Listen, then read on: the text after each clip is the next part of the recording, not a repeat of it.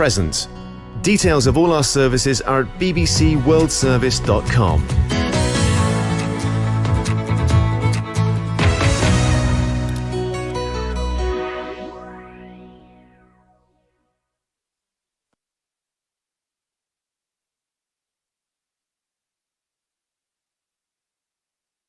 হামাসের যুদ্ধবিরতির দ্বিতীয় দিনে গাজায় খাদ্য ও চিকিৎসা সাহায্য পৌঁছাতে শুরু করেছে।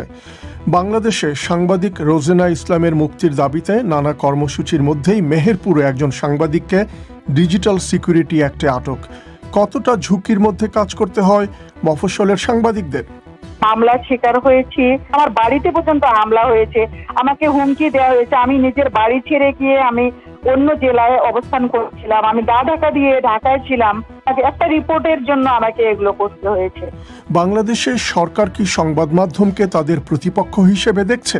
এ নিয়ে শুনবেন একটি আলোচনা। তবে শুরুতেই সবশেষ বিশ্ব সংবাদ।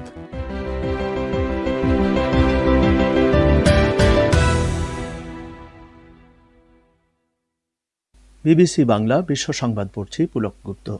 ইসরায়েল ও হামাসের মধ্যে যুদ্ধবিরতির দ্বিতীয় দিনে গাজায় আরও কিছু জরুরি খাদ্য ও চিকিৎসা সাহায্য গিয়ে পৌঁছাচ্ছে। ফিলিস্তিনি যেসব পরিবার 11 দিন ধরে চলা যুদ্ধের সময় জাতিসংঘের স্কুলগুলোতে আশ্রয় নিয়েছিল, তারা এখন সেগুলো ছেড়ে বাড়িতে ফিরছে। প্রেসিডেন্ট বাইডেন গাজার অবকাঠামো পুনর্নির্মাণে সাহায্যের প্রতিশ্রুতি দিয়েছেন। তবে কর্মকর্তারা বলছেন যে এসব করতে আরও কয়েক বছর এবং কোটি কোটি ডলারের প্রয়োজন হবে। ফ্রান্সে সামরিক বাহিনীর প্রধান বলছেন ইউরোপকে আগামী 10 বছর আফ্রিকার সাহেল অঞ্চলে ইসলামপন্থী চরমপন্থার সঙ্গে লড়াই করতে হবে বলে তিনি বিশ্বাস করেন। একটি সংবাদপত্রকে দেয়া সাক্ষাৎকারে জেনারেল ফ্রাঁসোয়া লিকোয়ারা বলছেন তিনি মনে করেন যে ইউরোপীয় সৈন্যদের সেখানে এখনকার চাইতেও আরও বেশি সক্রিয় হতে হবে। তিনি বলেন তা না হলে সাহেল এলাকাটি একটি বিশৃঙ্খল অঞ্চলে পরিণত হবে এবং ইউরোপে অবৈধ অভিবাসন চলে যাবে নিয়ন্ত্রণের বাইরে।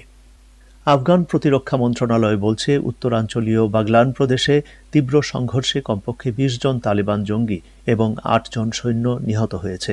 তারা বলছে জঙ্গিরা দুটো জেলার নিরাপত্তা চৌকি দখল করে নেওয়ার চেষ্টা করলে এই সংঘর্ষ শুরু হয়। মিয়ানমারের সামরিক শাসকরা বলছেন দেশটির ক্ষমতাচ্যুত নেত্রী অং সান সুচি সুস্থ রয়েছেন এবং কয়েকদিনের মধ্যেই তিনি আদালতে হাজির হবেন। একটি চীনা টিভি চ্যানেলকে দেয়া সাক্ষাৎকারে কথা বলেছেন মিন অং লাইং। ফেব্রুয়ারি মাসে সামরিক অভ্যুত্থানে গ্রেপ্তার হবার পর থেকে অং সান সুচিকে প্রকাশ্যে দেখা যায়নি। দুবাইয়ের শাসকের কন্যা প্রিন্সেস লতিফা তার পিতার বিরুদ্ধে তাকে জিম্মি করে রাখার অভিযোগ আনার পর এই প্রথম সোশ্যাল মিডিয়াতে তার একটি ছবি পোস্ট করা হয়েছে। ইনস্টাগ্রামে পোস্ট করা ওই ছবিতে দেখা যাচ্ছে নিখোঁজ ওই প্রিন্সেস দুবাইয়ের একটি মলে তার 2 বন্ধুর সঙ্গে বসে আছেন। তাদের পেছনে গত সপ্তাহে মুক্তি পাওয়া একটি সিনেমার বিজ্ঞাপন দেখা যাচ্ছে। ছবিটি সত্য হলে প্রিন্সেস লতিফা যে এখনও বেঁচে আছেন এটি হবে তার একটি প্রমাণ। বিবিসি বাংলার পরিক্রমায় আপনাদের স্বাগত জানাচ্ছি। মিজানুর রহমান খান। এই অধিবেশন আপনারা রেডিওতে FM প্রচার তরঙ্গ ছাড়াও ইন্টারনেটে শুনতে পাচ্ছেন বিবিসি বাংলার ওয়েবসাইট থেকে bbcbangla.com এই ঠিকানায়। বাংলাদেশে প্রথম আলো পত্রিকার সাংবাদিক রোজেনা ইসলামের মুক্তির দাবিতে সারা দেশে সাংবাদিকদের নানা কর্মসূচির মধ্যেই আজ মেহেরপুরে একজন সাংবাদিককে ডিজিটাল সিকিউরিটি অ্যাক্টে দায়ের করা মামলায় আটকের পর জেল হাজতে পাঠানো হয়েছে। পুলিশ বলছে 1 বছর আগে এই মামলাটি দায়ের করা হয়েছিল। দেশের বিভিন্ন এলাকায় সাংবাদিকরা এবং বাক স্বাধীনতা নিয়ে কাজ করে এমন সংগঠন বলছে যে এ ধরনের হামলাসহ নানা কারণে মাঠ পর্যায়ে সাংবাদিকতা করাই কঠিন হয়ে পড়েছে। ঢাকা থেকে রাকিব হাসনাত। দক্ষিণাঞ্চলীয় জেলা মেহেরপুরের পুলিশ বলছে প্রভাবশালী একজন রাজনৈতিক নেতার এক নিকটাত্মীয় 1 বছর আগে ডিজিটাল সিকিউরিটি অ্যাক্টে মামলা করেছিলেন সেখানকার সাংবাদিক আল আমিনের বিরুদ্ধে। মিস্টার আমিনের বিরুদ্ধে আদালত গ্রেপ্তারি পরোয়ানা জারি করায় আজ গাংনী থানা পুলিশ তাকে আটক করেছে। পরে তাকে আদালতের মাধ্যমে জেল হাজতে পাঠানো হয়েছে বলে জানিয়েছেন সেখানকার police super SM Murad Ali. তবে বিভিন্ন সংগঠনের হিসেবে চলতি বছরে দেশে অন্তত 5 জন সাংবাদিকের বিরুদ্ধে ডিজিটাল সিকিউরিটি অ্যাক্টে মামলা হয়েছে। কুড়িগ্রামের সাংবাদিক লাইলি ইয়াসমিন বলছেন আপোষ বা সমঝোতা ছাড়া মাঠ পর্যায়ে এখন সাংবাদিকতা করা খুবই অসম্ভব হয়ে দাঁড়িয়েছে। বাধাটা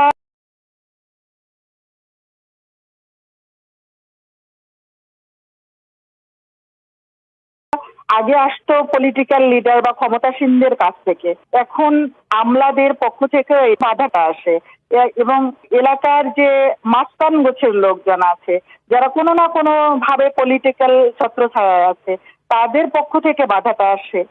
এমন করে হয়রানির পরিস্থিতিটা তৈরি করা হয় যে সাংবাদিক এখন সর্বদাই একটা তটস্থ অবস্থার মধ্যে থাকে এবং আপোষ করে তারা সাংবাদিকতা করতে বাধ্য হয়। সাংবাদিকতা করতে গিয়ে আমি নিজে মামলার শিকার হয়েছি, আমার বাড়িতে পর্যন্ত হামলা হয়েছে, আমাকে হুমকি দেওয়া হয়েছে। আমি নিজের বাড়ি ছেড়ে গিয়ে আমি অন্য জেলায় অবস্থান করছিলাম, আমি গা ঢাকা দিয়ে ঢাকায় ছিলাম, একটা রিপোর্টের জন্য আমাকে এগুলো করতে হয়েছে।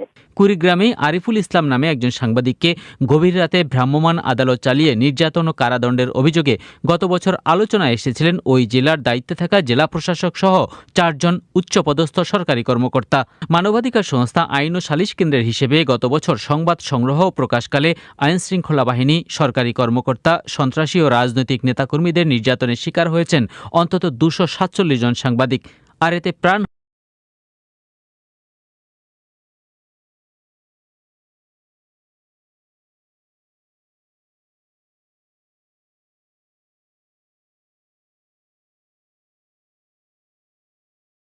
সাংবাদিকদের জন্য প্রচণ্ড প্রতিকূল পরিবেশ তৈরি করেছে। আগে যখন ছবি তুললে নিউজ করলে যে প্রভাবটা পড়তো না, এখন বিভিন্ন দলীয় প্রভাবের কারণে আমাদের এই যে সমস্যাটা হচ্ছে, যেটা একটা ছবি তুললে পরের দিন আমাদের ফ্যামিলি মেম্বারদের উপরে অ্যাকশন আসে, যাদের ছাপা হলেই বিভিন্ন মহল থেকে হুমকি দামকি এবং এই যে বিভিন্ন দলীয় মানুষরা হুমকি দমকি দিচ্ছে এবং যে প্রশাসন মহল থেকে তারা কিছু অনলাইন পোর্টাল খুলে সেইখানে যে আমাদের প্রকৃত সাংবাদিকদের অবস্থা খুব ন্যারো করে ফেলেছে। একটা ছবি একটা নিউজ করলে যে যখন প্রকাশ হয় তখনই আমাদের উপরে হুমকি আসে। মফস্বল পর্যায়ে এখন সাংবাদিকতা করা খুবই ঝুঁকিপূর্ণ হয়ে দাঁড়িয়েছে। বাক স্বাধীনতা নিয়ে কাজ করা প্রতিষ্ঠান আর্টিকেল 19 হিসেবে চলতি বছরের প্রথম 3 মাসে ডিজিটাল সিকিউরিটি অ্যাক্টে মামলা হয়েছে অন্তত 38টি। সংস্থাটির দক্ষিণ এশীয় আঞ্চলিক পরিচালক ফারুক ফয়সাল বলছেন, ঢাকার বাইরে কাজ করা সাংবাদিকরা চরম নিরাপত্তাহীনতায় ভুগছেন। সাংবাদিক যারা জেলা উপজেলায় কাজ করেন তারা খুবই কম বেতনে অথবা নামমাত্র বেতনে কাজ করেন, কিন্তু তারাও কম হয়রানির শিকার হচ্ছে না নানা রকম রাজনৈতিক কারণে বিশেষ করে, এবং সবসময় যে পুলিশই তাদের বিরুদ্ধে মামলা করছে তা নয়। সরকারি দলের ক্যাডার, বিভিন্ন প্রেস ক্লাবের নেতৃত্বে এখন রাজনীতির লোকেরা চলে গেছে, তারা কোনো প্রেস ক্লাবের সভাপতি সম্পাদক তারাও সাংবাদিকদের বিরুদ্ধে মামলা করেন। ফলে ঢাকার বাইরে সাংবাদিকরা একদমই নিরাপদ নন এবং তাদের ব্যাপারে ঢাকায় খুব বেশি হইচই হয় না। বাংলাদেশে আগেও জেলা পর্যায়ে সাংবাদিক নির্যাতনের নানা ঘটনা ব্যাপক আলোচনা এসেছিল, কিন্তু এখন সাংবাদিকরা মনে করছেন মামলা হুমকির পাশাপাশি সাংবাদিক সংগঠনগুলো দখল সহ নানা কালনাকানুন মাঠ পর্যায়ে সাংবাদিকদের জন্য পরিস্থিতিকে আরও জটিল করে তুলেছে। রাকিব হাসনাত, ঢাকা থেকে। করোনা ভাইরাস মহামারীর মধ্যেই ভারতে দ্রুত বাড়ছে ব্ল্যাক ফাঙ্গাস সংক্রমণ। কতজন এর শিকার হয়েছেন সরকারিভাবে তা জানা না গেলেও সংবাদ মাধ্যমগুলো জানাচ্ছে 7,000-এরও বেশি মানুষের শরীরে এর সংক্রমণ হয়েছে। মৃত্যু হয়েছে 200-রও বেশি রোগীর। যাদের করোনা চিকিৎসার জন্য স্টেরয়েড দেওয়া হয় তাদের শরীরে এই ছত্রাক সংক্রমণের আশঙ্কা বেশি বলে চিকিৎসকদের অনেকে মনে করছেন। তবে ভেন্টিলেশন বা অক্সিজেন সিলিন্ডার অপরিচ্ছন্ন থাকলে তা থেকেও এই ছত্রাক সংক্রমণ হতে পারে। ফলে তারা বলছেন বাড়িতে যারা অক্সিজেন সিলিন্ডার ব্যবহার করছেন তাদের সতর্ক হওয়া দরকার। কলকাতা থেকে অমিতাভ ভট্টশালী। ভারতে করোনা থেকে সেরে ওঠার পরে বহু মানুষেরই মিউকরমাইকোসিস বা কালো ছত্রাকের সংক্রমণ ধরা পড়ছে। যদিও রোজ কয়েক লক্ষ মানুষ কোভিড সংক্রমণ মুক্ত হচ্ছেন এবং সেই তুলনায় এখনও মিউকরমাইকোসিসে আক্রান্ত রোগীর সংখ্যা অনেকটাই কম, তবুও চিকিৎসকেরা আশঙ্কা করছেন দ্রুতই এই ছত্রাক সংক্রমণের রোগীর সংখ্যা লাফিয়ে বাড়তে শুরু করবে। মহারাষ্ট্র রাজ্যে এখনও পর্যন্ত অন্তত 1,500 মানুষের দেহে মিউকরমাইকোসিস সংক্রমণ ধরা পড়েছে। মহারাষ্ট্রের রাজধানী মুম্বাইয়ের এক নাক কান গলা বিশেষজ্ঞ ডাক্তার শরদ ভালেকার বলছিলেন, করোনা রোগীদের চিকিৎসায় অতিমাত্রায় স্টেরয়েড ব্যবহারই এই সংক্রমণের মূল কারণ। In post-COVID status, when patients with all comorbidities like diabetes. Doctor ভালেকারের কথায় করোনা থেকে সেরে ওঠার পরে যাদের শরীরের প্রতিরোধ শক্তি কম থাকে তাদেরই এই ছত্রাক সংক্রমণের আশঙ্কা বেশি হয়। এছাড়াও সুগারের রোগী আর বয়স্কদেরও এই সংক্রমণের আশঙ্কা থাকে। তাই করোনা চিকিৎসার সময় মাত্রাতিরিক্ত স্টেরয়েড যাতে ব্যবহার না করা হয় সেদিকে খেয়াল রাখা উচিত, জানাচ্ছিলেন ডাক্তার শারদ ভালেকার। চিকিৎসকদের একটা অংশ বলছেন স্টেরয়েডের মাত্রাতিরিক্ত ব্যবহার যেমন ব্ল্যাক ফাঙ্গাস সংক্রমণের একটা বড় কারণ, তেমনি অক্সিজেন সিলিন্ডার বা ভেন্টিলেটর যদি ঠিকমতো জীবাণুমুক্ত না করা হয় তাহলেও ঘটতে পারে সংক্রমণ।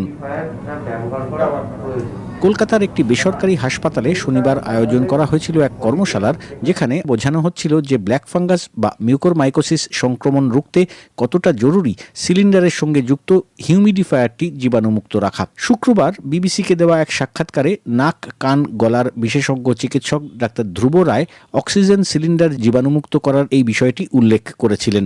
আজ ওই কর্মশালায় বিস্তারিতভাবে ডাক্তার রায় বলছিলেন কত সহজেই বাড়িতে ব্যবহারের সময় অক্সিজেন সিলিন্ডারটি জীবাণুমুক্ত রাখা যায়। বাড়িতে যেটা আপনারা করতে পারেন, সমান জলে ধুয়ে 4:1 edible vinegar water, vinegar 1 and 4 parts of water, ওর মধ্যে ডিস্টিল ওয়াটারের মধ্যে আপনি এটা ডুবিয়ে রাখবেন সকালে। এই জলের মধ্যে ডিস্টিল ওয়াটারের মধ্যে যদি আমরা বিটাডিন ইউজ করি, এটা ডাইলুশন হচ্ছে 50 ml of Betadine, 50 ml Betadine in 500 ml of distil water. যদি আমরা বানিয়ে নিই ফ্রেশলি প্রিপেয়ার, আমরা যদি জলটার মধ্যে রাখি তাহলে আমাদের আরও সেফ হয়ে যায়। তাহলে কিন্তু মিউকর বাঁচার চান্সই বেশি। এই ছোট ছোট প্রিভেন্টিভ কেয়ারগুলো নিলে আমরা আশা করছি কিছুটা তো আমরা এটা কন্ট্রোল করতে পারবো। তিনি আরও বলছিলেন, এখন যেহেতু বহু মানুষই বাড়িতে অক্সিজেন সিলিন্ডার জোগাড় করে রাখছেন, তাই জীবাণুমুক্ত করার বিষয়টি তাদের নজর দিতেই হবে। ব্যবসায়িক এবং অনেক স্বেচ্ছাসেবী গ্রুপও ভারতে রোগীদের সাহায্য করার জন্য বাড়িতে অক্সিজেন সিলিন্ডার পৌঁছে দিচ্ছে। কিন্তু হিউমিডিফায়ার জীবাণুমুক্ত রাখার এই দিকটির প্রতি কি তারা নজর দিয়েছেন? জানতে চেয়েছিলাম প্রজেক্ট অক্সিজেন নামে কলকাতার একটি স্বেচ্ছাসেবী গ্রুপের সদস্য দেবাঞ্জলি সবরের কাছে। আসবে আবার অন্য কারোর বাড়িতে যাবে, ফলে যারা ক্যারি করছেন বা নতুন যেখানে যাচ্ছে তারা যাতে কোনোভাবে ইনফেক্টেড না হয়। এক বছরের ব্যাপারে যখন জানতে পারলাম তখন তো আরো বেশি করে আমরা সচেতনতা শুরু করলাম। আর আমরা বলে দিচ্ছি যাদেরকে সিলিন্ডার দিচ্ছি যে কোনোভাবেই যেন দীর্ঘদিন ধরে ওই হিউমিডিফায়ার বোতলের জলটা খেয়ে না করে। তবে ডাক্তার ভালেকারের মতো চিকিৎসকদের আরেকটি অংশ মনে করেন না যে অক্সিজেন সিলিন্ডার বা ভেন্টিলেটর অথবা হিউমিডিফায়ারের মাধ্যমে ব্ল্যাক ফাঙ্গাস মানুষের শরীরে সংক্রমণ ঘটাতে পারে।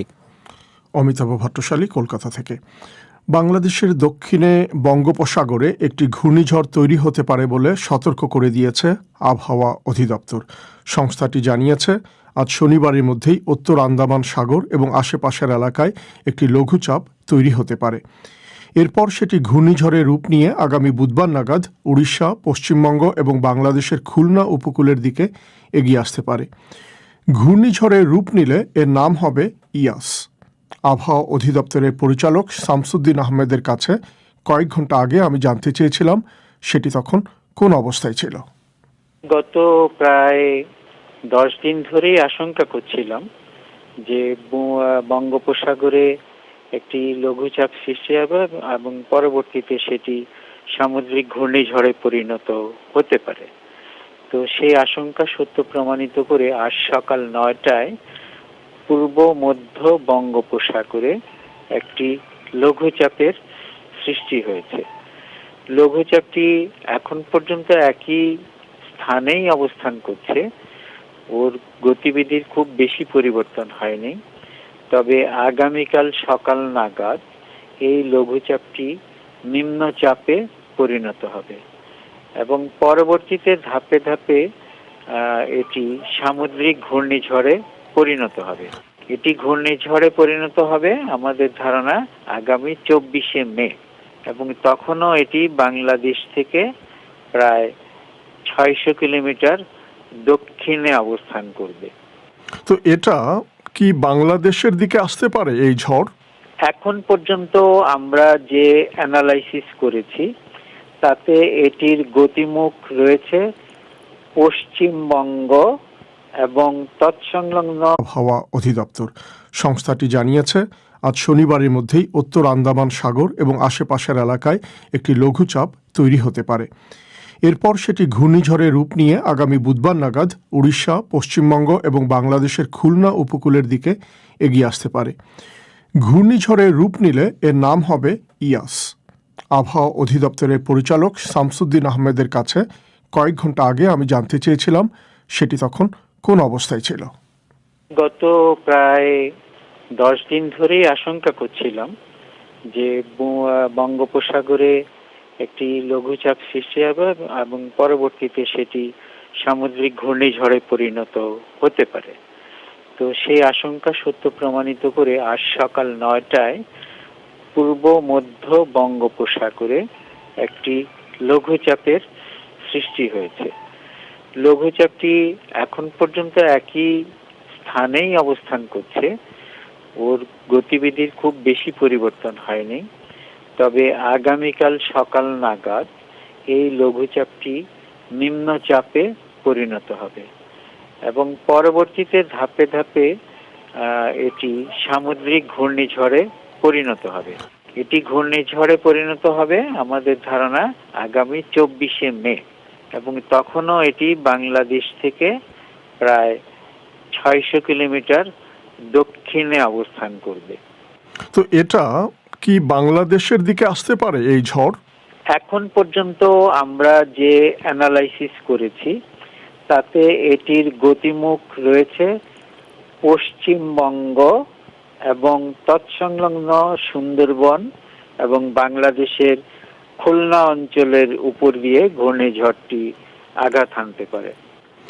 এবং কবে নাগাদ এটা হতে পারে? এটি সম্ভাবনা আগামী 24 তারিখ এটি সামুদ্রিক ঘূর্ণিঝড়ে পরিণত হবে। তারপরে এটি সাগরে অবস্থান করে আরো শক্তি অর্জন করে শক্তিশালী হবে এবং 25 তারিখ শেষ রাতে অথবা 26শে মে সকালে এটি উপকূল অতিক্রম করতে পারে। এটি হলো এখনকার অ্যানালাইসিস। এই জন্য আমরা এটাকে সার্বক্ষণিক পর্যবেক্ষণে রেখেছি। এখনো যদিও এটা একেবারেই প্রাথমিক পর্যায়ে আছে, কিন্তু আপনারা কি আন্দাজ করতে পারেন যেটা কেমন শক্তিশালী হতে পারে? এই মুহূর্তে আমরা আন্দাজ করছি যে এটি একটি সিভিয়ার সাইক্লোনিক স্টর্ম, যার গতিবেগ ঘন্টায় 119 কিলোমিটার এই শক্তি অর্জন করতে পারে। এটা হলো এখনকার অ্যানালাইসিস, কিন্তু পরবর্তীতে এটা পরিবর্তনও হয়ে যেতে পারে। যদি তার অবস্থান কালটি সমুদ্রে আরো বেশি হয়, সময় যদি বেশি নেয়, তাহলে সেটি আরো বেশি শক্তি অর্জন করতে পারে। বলছিলেন বাংলাদেশে আবহাওয়া অধিদপ্তরের পরিচালক শামসুদ্দিন আহমেদ। আপনারা শুনছেন বিবিসি বাংলার পরিক্রমা।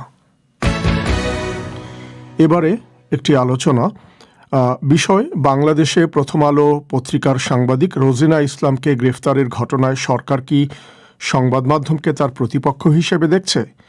পরিচালনা করছেন আকবর হোসেন। মিজান, আপনাকে ধন্যবাদ। আলোচনার জন্য আমার সাথে এখন টেলিফোনে যোগ দিচ্ছেন বাংলাদেশ আওয়ামী লীগের দপ্তর সম্পাদক বিপ্লব বড়ুয়া এবং বিএনপির সহ আন্তর্জাতিক বিষয় সম্পাদক রুমিন ফারহানা। আপনাদের দুজনকেই স্বাগত জানাচ্ছি আমাদের এই অনুষ্ঠানে। প্রথমে বিপ্লব বড়ুয়া, আপনার কাছে আসি। যে সাংবাদিক রোজিনা ইসলামকে যেভাবে গ্রেফতার করা হয়েছে এবং হেনস্থার যে অভিযোগ উঠেছে, অনেকেই এক ধরনের কথা বলছেন সামাজিক যোগাযোগ মাধ্যমে বা বিভিন্নভাবে, যে সরকার বা ক্ষমতাসীন দল আওয়ামী লীগ কি এখন সাংবাদিকদের কি তাদের সবচেয়ে বড় প্রতিপক্ষ মনে করছে?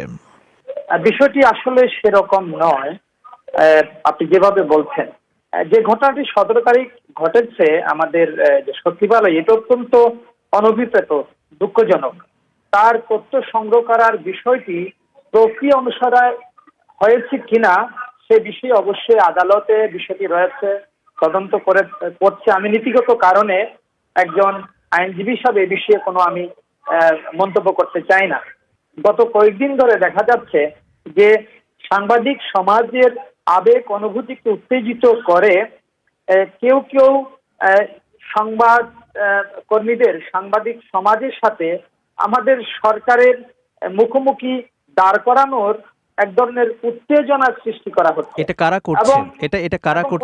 এটা কারা করছে বলে আপনারা মনে করেন? এটি একটি সুনির্দিষ্ট একটি মহল, বিএনপি মহাসচিব মির্জা ফখরুল সহ দেখা যাচ্ছে যে বিভিন্ন সময়ে যারা সরকার বিরোধী আন্দোলন উস্কে দিয়েছিল তারাও এখানে শরিক হয়েছেন। জাতিসংঘে যে ব্যক্তির যে প্রশ্নকারীর জবাবে জাতিসংঘকে প্রশ্ন করা হয়েছিল জাতিসংঘের প্রেস ডিপার্টমেন্টে, তিনি একজন বিএনপির কমিটির নেতা এবং সাবেক প্রধানমন্ত্রী সাজাপ্রাপ্ত বেগম খালেদা জিয়ার একজন ডেপুটি প্রেস সেক্রেটারি ছিলেন। এখন দেখা যাচ্ছে যে বিষয়টি সমাধানের পথে না গিয়ে আবেগ তাড়িত হয়ে অনেকে আসছেন, অনেকে রাজনৈতিক হাতিয়ার হিসাবে এই ঘটনাকে নিয়ে এক ধরনের ন্যারেটিভ দাঁড় করিয়েছেন। আপনার কাছে আবারও আসবো রুমিন ফারহানা, বিএনপি কি আসলে সেটাই করছে? মিস্টার বড়ুয়া যেটি বলছেন যে সাংবাদিকদের আবেগ বা তাদেরকে উস্কে দিয়ে এক ধরনের একটা পরিস্থিতি তৈরি করে। একটা কথা খুব পরিষ্কার হওয়া দরকার, বিএনপি কিছু বলার আগেই কিন্তু আমরা সরকারের তরফে সিনিয়র মন্ত্রীদেরকে এই বিষয়ে কথা বলতে শুনেছি। এমনকি আমাদের পররাষ্ট্রমন্ত্রীও অকপটে বলেছেন যে এ ধরনের ঘটনা সরকারের জন্য অত্যন্ত বিব্রতকর এবং দিনের শেষে পররাষ্ট্র মন্ত্রণালয়কে এই কথাগুলোর ব্যাখ্যা দিতে হয় আন্তর্জাতিক মহলে। আপনি যে প্রশ্নটি বিপ্লব দাকে দিয়ে শুরু করেছিলেন যে গণমাধ্যমকে সরকার তার প্রতিপক্ষ বলে মনে করে কিনা, এটার উত্তর হবে it depends on the nature of the government. দেশে কি ধরনের সরকার আছে তার উপর নির্ভর করে যে গণমাধ্যমকে তারা বন্ধু মনে করছে, প্রতিপক্ষ মনে করছে, নাকি শত্রু মনে করছে। অর্থাৎ গণমাধ্যমকে যদি আপনি মনে করেন যে তারা আপনার ভুল ত্রুটি ধরিয়ে দেবে, সেই অনুযায়ী আপনি রেকটিফাইড হবেন, আপনি নিজেকে পরিশুদ্ধ করবেন এবং পরবর্তীতে সেই আলোকে পথ চলবেন, তাহলে কিন্তু গণমাধ্যম আপনার বন্ধু। আর আপনি যদি মনে করেন যে গণমাধ্যম আপনার বিরুদ্ধে কোনো শব্দটিও করতে পারবে না, গণমাধ্যম সম্পূর্ণ আপনার করায়ত্ত থাকবে এবং আপনি যেভাবে চান যে নিউজ চান গণমাধ্যম শুধু সেই ত্রুটি আপনার জন্য করে যাবে, তখন কিন্তু গণমাধ্যমকে আপনার প্রতিপক্ষ মনে হবে, তখন গণমাধ্যমকে আপনার শত্রুও মনে হতে পারে। আমি আপনাকে একটু মনে করিয়ে দেই, আমি একটা প্রশ্ন আপনার কাছে রাখতে চাই। পৃথিবীর সব দেশেই গণমাধ্যমের সঙ্গে সরকারের সম্পর্ক অম্লমধুর, এটা যে একেবারে খুব ভালো আবার খুব খারাপ সেভাবে বলা যায় না। তো বাংলাদেশ কি এর ব্যতিক্রম হতে পারে? না, বাংলাদেশের ব্যতিক্রম তখনই হবে যখন অম্লটাই শুধু আপনি দেখবেন, মধুটা আপনি পাবেন না। এবং মধুটা আপনি সেখানেই পাবেন যেই গণমাধ্যমগুলো একেবারেই আপনার পছন্দ মতো খবর দেবে, আপনার ইচ্ছে মতো খবর দেবে এবং আপনার সমালোচনা সে অর্থে করবে না। দেখুন, বাংলাদেশের গণমাধ্যম নিয়ে প্রায় একটা কথা বলা হয় যে এই সরকারের সময় অনেকগুলো পত্রিকার পারমিশন হয়েছে, অনেকগুলো টেলিভিশন চ্যানেল পারমিশন পেয়েছে, অর্থাৎ সংখ্যাটিকে খুব বড় করে দেখানো হয়। আমি যদি বলি যে এত সংখ্যা আছে, এতগুলো গণমাধ্যম আছে বাংলাদেশে, তারপরে 2018 সালের ব্যালট ভরা, নির্বাচন শুরুর আগে যে ব্যালট ভরা বাক্স, সেটা কেন আমাদের আসলে বিবিসির কাছ থেকে জানতে হলো? দেশের কোনো গণমাধ্যম তো সেটা ছাপানোর সাহস করলো না। 1, 2, বাংলাদেশের রিজার্ভ চুরির খবর কিন্তু আমরা ফিলিপাইনের একটা পত্রিকা থেকে পেলাম। 3, আপনি যদি আল জাজিরার ইন্টারভিউ দেখেন সরকারের একজন অত্যন্ত প্রভাবশালী উপদেষ্টার, আপনি দেখবেন যে সেই উপদেষ্টাকে যেভাবে ক্রস এক্সামিনের মতো প্রশ্ন করা হচ্ছে, বাংলাদেশের হাজারটা টেলিভিশন চ্যানেল থাকলেও কোনো লাভ নেই, কারণ তারা এই ধরনের প্রশ্ন করবার সাহস বা সাধ্য কোনোটাই রাখে না। আপনার কাছে আবারও আসছি বিপ্লব বড়ুয়া, এই যে ঘটনাটা, রোজিনা ইসলামের ঘটনাটা, আপনার কাছে কি মনে হয় যে এই ঘটনা কি অন্য কোনোভাবে সমাধান করা যেত? অর্থাৎ যে পরিস্থিতি তৈরি হয়েছে এটা না হয়ে অন্য কোনোভাবে সমাধানের উপায় কি ছিল? এখন তো এই ঘটনা দিয়ে এক ধরনের ন্যারেটিভ কোনো সাংবাদিকরা তৈরি করেছেন এবং এই ন্যারেটিভ দিয়ে এখানে অনেক জায়গায় মানুষকে মিসগাইড করা হয়েছে, মিসলিড করা হচ্ছে। এখন সেখানে তো আমাদের স্বাস্থ্য মন্ত্রণালয় তদন্ত কমিটি গঠন করেছে এবং স্বাস্থ্য মন্ত্রণালয় সুনির্দিষ্ট করে বলেছে যদি সাংবাদিক রোজিনা ইসলামের সাথে যদি কোনো ধরনের অন্যায় হয়ে থাকে এবং সেখানে যদি স্বাস্থ্য মন্ত্রণালয়ের কেউ জড়িত থাকেন তাহলে তার বিরুদ্ধে ব্যবস্থা নিতে হবে। আচ্ছা, আমার একটা প্রশ্ন মিস্টার বড়ুয়া, আপনি শেষ করবেন, আপনি অবশ্যই শেষ করবেন। আমার একটা প্রশ্ন, যে মন্ত্রণালয়ের ঊর্ধ্বতন কর্মকর্তাদের বিরুদ্ধেই অভিযোগ যে তারাই রোজিনা ইসলামকে হেনস্থা করেছেন, তারাই যদি তদন্ত কমিটি গঠন করেন, তাদের কাছ থেকে কি নিরপেক্ষ কিছু আশা করা যায়? এখন এই ধরনের ন্যারেটিভ তারা তৈরি করেছে, কিন্তু পুরো ঘটনা তো আমরা এখনো জানতে পারিনি, বিষয়টা তদন্তাধীন রয়েছে। সাংবাদিকদের গ্রেফতার বা তাদের নির্যাতনে যেসব অভিযোগগুলো আসে, এগুলো পৃথিবীর কোনো সমাজেই, একটু যেগুলো সভ্য সমাজ বা গণতান্ত্রিক সমাজ, এগুলোকে ভালো নজরে দেখা হয় না। এই রোজিনা ইসলামের ঘটনাটি, এটি কি সরকার বা দলের ভাবমূর্তির জন্য ভালো হলো? আপনার কি মনে হয়? বিষয়টি দেখেন যে অফিসিয়াল সিক্রেটস অ্যাক্ট, এটা লন্ডন ইংল্যান্ডও রয়েছে। রাষ্ট্রের একটি প্রটেক্টেড ইন্টারেস্ট যখন আপনার পাবলিক ইন্টারেস্ট ইন ডিসক্লোজারের বেশি গুরুত্ব পাবে, সেখানে এই ধরনের সংবাদ প্রকাশ করা সংবাদ সংগ্রহ করা কিন্তু নিষিদ্ধ। এটি শুধু বাংলাদেশও নয়, পৃথিবীর সব দেশেও রয়েছে, ভারতেও রয়েছে।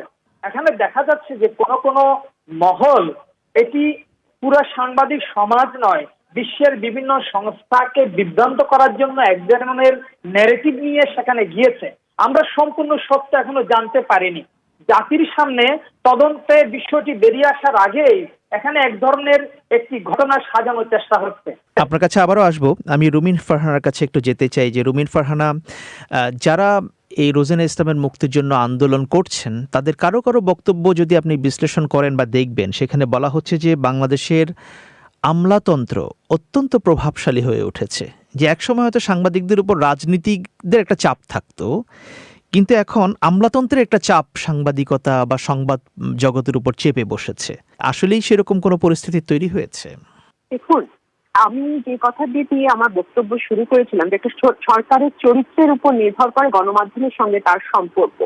এই সরকারটি জনগণের ভোট ছাড়া আমলাদের কাঁধে ভর দিয়ে ক্ষমতায় আসে এবং দুটো টার্ম তারা নির্বিঘ্নে কাটাতে পারে। 2014 ইলেকশন এবং 2018 ইলেকশন দুটোই তারা করেছে আমলাদের উপর নির্ভর করে। সুতরাং আমলারা তো এখন অনেক বেশি আপার হ্যান্ডে আছে, এটা অস্বীকার করবার কোনো উপায় নেই। বাংলাদেশে তথাকথিত 300 জন সংসদ সদস্য থাকবার পরেও আমরা দেখেছি প্রতিটি জেলায় করোনাকালীন দায়িত্ব দেওয়া হয়েছে একজন করে আমলাকে। সুতরাং আমলারা যে সর্বক্ষেত্রে অনেক বেশি আধিপত্য বিস্তার করে চলেছে এবং তারা মনে করছে যে তারা আর প্রজাতন্ত্রের কর্মচারী নয়, তারা এখন সরকারের অংশ। সুতরাং তারা যখন মনে করছে যে তারা সরকারের অংশ এবং তারা টিকে আছে বলেই সরকারটি টিকে আছে এবং তারাই সরকারটিকে টিকিয়ে রেখেছে, তখন কিন্তু তাদের এক ধরনের দাপট আস্ফালন আপনারা সর্বক্ষেত্রেই লক্ষ্য করবেন এবং গণমাধ্যম নয়। এখানে একটা জিনিস অনেকেই বলছেন যে একটা যুক্তি যে সাংবাদিকতা করবে বা তথ্য সংগ্রহের অধিকার থাকবে, সেটা যেমন ঠিক, একই সঙ্গে সাংবাদিককে ল অফ দ্য ল্যান্ড, যেটা একটা দেশের আইন, সেটা মানতে হবে এবং তথ্য সংগ্রহের ক্ষেত্রে আপনার সীমারেখাটা কোথায় সেটাও বিবেচনায় রাখতে হবে। আলোচনায় আসছিলাম, আমাদের আজকের আলোচনায় কিছু কথা আমরা এড়িয়ে গেছি অন্য মহল দিয়ে। কিছু বিষয় আছে যেটা একেবারে স্পেশাল ফ্যাক্ট। তার মধ্যে 1 নম্বর হচ্ছে যে অফিসিয়াল সিক্রেটস অ্যাক্টে গত 50 বছরে বাংলাদেশে কোনো সাংবাদিকের বিরুদ্ধে কোনো মামলা হয়নি। এর মধ্যে ইন্ডিয়াতে একজনের বিরুদ্ধে মামলা হয়েছে, কিন্তু ইন্ডিয়ার আদালত বলেছে যে সাংবাদিকের তথ্য সংগ্রহের অধিকারকে এই ধরনের আইন দিয়ে রুদ্ধ করা যাবে না। 3 নম্বর হচ্ছে যেই ধারাগুলোতে রোজিনা ইসলামের বিরুদ্ধে মামলা হয়েছে, অর্থাৎ দণ্ডবিধি 379 এবং 411। আমরা আইনের খুব ডিটেইলে যাব না, কারণ সেটা সাধারণ মানুষ হয়তো খুব ভালো বুঝবেন না। না, এটা বলতে হবে এই কারণে যে 4টা ধারায় তার বিরুদ্ধে মামলা হয়েছে সেগুলো সেটা আপনি জামিনযোগ্য বলছেন, তাহলে কেন তাকে জামিন দেওয়া হয় না? আর সেটা আদালতের বিষয়, আদালত তো নির্ধারণ করবে। নারী হবার কারণেও তিনি জামিন পেতে পারেন। আপনার কাছে আবারও হচ্ছে, আমি একটা কথা বলে শেষ করছি, বাংলাদেশ কিন্তু ক্রমাগতই রিপোর্টার্স উইদাউট বর্ডার্স এর যে র্যাঙ্কিং, তাতে সংবাদ মাধ্যম বা গণমাধ্যমের স্বাধীনতার র্যাঙ্কিং এ পেছাচ্ছে। বাংলাদেশ 180টা দেশের মধ্যে এই বছর 152তম এবং আরো অ্যালার্মিং যেটা যে আফগানিস্তান এবং মিয়ানমার এবং উগান্ডার মতন দেশের র্যাঙ্কিং বাংলাদেশের চেয়ে অনেক। আচ্ছা, আপনার কাছে আবারও আসার চেষ্টা করব মিস্টার বড়ুয়া। স্বাধীন বা স্বাধীন আমি মিস্টার বড়ুয়ার কাছে একটু যেতে চাই। রুমিন ফারহানা একটু আমি ব্যারিস্টার রুমিন যেহেতু রিপোর্টার্স উইদাউট বর্ডার্স কথা বলেছে, আমি ওনাকে মনে করিয়ে দিতে চাই 2001 সালের নির্বাচনের পর থেকে বেগম খালেদা জিয়া যখন রাষ্ট্রীয় ক্ষমতায় ছিলেন, তখন এই সংগঠন সারা পৃথিবীর সাংবাদিকদের জন্য বাংলাদেশ একটি বিপজ্জনক রাষ্ট্র হিসাবে ঘোষণা করেছিল। কারণ সে সময়ে মানিকচন্দ্র সাহা এবং বিখ্যাত সাংবাদিক হুমায়ুন কবির বালু সহ 16 জন সাংবাদিক বিএনপি শাসনামলে নিহত হয়েছিলেন এবং 500 সাংবাদিক আক্রান্ত হয়েছিলেন। সেদিন ব্রিটিশ টিভি চ্যানেল 4 এর সাংবাদিক ব্রুনো সরন্তেনি জাইবা মালিকদের গ্রেফতার করা হয়েছিল। আজকে তিনি বলছেন এটি বেলেবল। আমি অবশ্যই সেই বিতর্কে আমরা খুব বেশি যাব না। আদালত আপনি জবাব দিয়েছেন, জামিনের বিষয়টি বিবেচনা করবেন, কিন্তু এখানে যে সমস্ত ধারায় তিনি অভিযুক্ত হয়েছেন সেখানে একটি মাত্র ছাড়া সবগুলো কিন্তু আমাদের যে ফৌজদারি কার্যবিধি অনুযায়ী অজামিনযোগ্য অপরাধ। আচ্ছা মিস্টার বড়ুয়া, আমি আরেকটা প্রশ্ন নিয়ে আপনার কাছে, স্বাভাবিক গতিতে চলতে দিতে হবে, আইনকে আমরা প্রভাবিত করতে পারি না। আরেকটা প্রশ্ন আপনার কাছে রাখতে চাই, যেটা রুমিন ফারহানাকে জিজ্ঞেস করছিলাম যে বাংলাদেশে আমলাতন্ত্র এতটা প্রভাবশালী হয়ে উঠলো কেন? দেখেন, আমাদের সরকার রাষ্ট্র পরিচালনার সকল ক্ষেত্রে স্বচ্ছতা এবং জবাবদিহিতা প্রতিষ্ঠিত করতে চায়। আমরা মনে করি যে একটি গণতান্ত্রিক সমাজ রাষ্ট্র